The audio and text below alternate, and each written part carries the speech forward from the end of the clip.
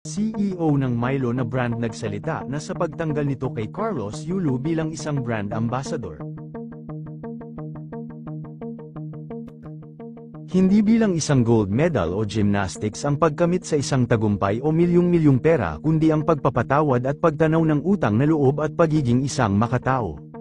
Hindi usapan ang pera dito at ang milyones na nakuha ni Carlos Yulo at gold medal sa pagtanggal sa kanya bilang isang ambassador ng isang sikat na brand na palagi nating iniinom tuwing umaga na Milo.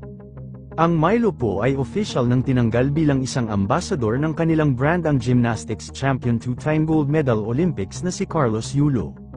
Hindi na ni-renew ang kanyang kontrata bilang ambassadors ng kanilang brand.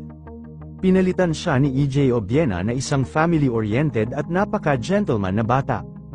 Hindi man nakamit ni EJ Obiena ang isang gold medal sa Olympics, nakamit naman ito ang kumpletong pamilya at makananay ito at mahal na mahal ang pamilya. Ikinumpara naman siya kay Carlos Yulo na tinakwil na ang sariling pamilya at tuluyan ng sumama sa kanyang girlfriend na si Chloe San Jose. Sinabi nga ng tatay ni Carlos Yulo na hindi na nila kilala ang bata at napakatigas na ng puso nito. Hindi naman natin masisisi si Kaloy sa desisyon niya na iwan ang kanyang pamilya. Dahil ninanakawan raw umano nito ang kinikita niya sa pagiging gymnastics. Bagamat hindi raw ito ang rason upang talikuran niya ang sarili niyang pamilya at itakwil ito sa kanyang buhay. Ngayon ay kasalukuyan nang nagbebenta na lang sa live selling ang kanyang nanay na si Angelica Yulo.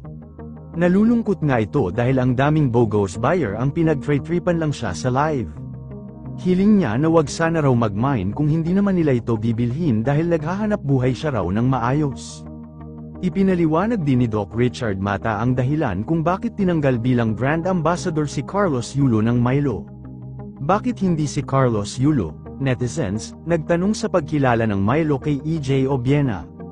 Ang sagot ay dahil alam ng Milo na ang bumibili ng Milo ay mga nanay hindi mga girlfriends. Hindi naman naiwasan ng netizens na mag-comment dito. Si EJ Obiena kasi nasa puso pa din niya ang respeto at paggalang pagmamahal sa magulang at yun ang ating kailangan ngayon lalong-lalo na sa mga kabataan.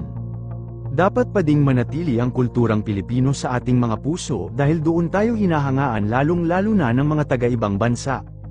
Kaya ang paggalang sa magulang ay dapat manatili sa ating puso at isipan. Mabuhay po kayo Milo Company. Say ng netizens na tamang desisyon ang ginawa ng CEO ng Milo na si Joseph Rupina. Isa pa sa tinutukoy na dahilan ang girlfriend nito na si Chloe San Jose kaya nalalagay sa alanganin si Carlos Yulo. Yun lamang po, ano ang masasabi mo sa balitang ito? Comment mo sa ibaba. Huwag kakalimutan i-like ang video na ito. Maraming salamat po sa panunood.